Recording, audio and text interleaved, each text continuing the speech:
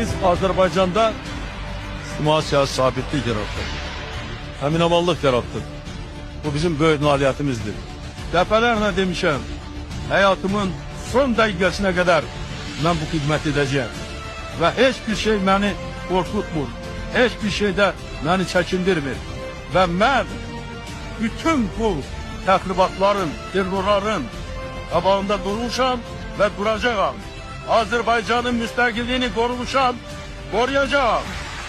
Əgər hansı bir namərd gülləsi, hansı bir terrorçu gülləsi məni həyatdan götürərsə, mənim özüm də, mənim evlatlarım da müstəqil Azərbaycanın yaşaması yolunda qurban olmağa hazır.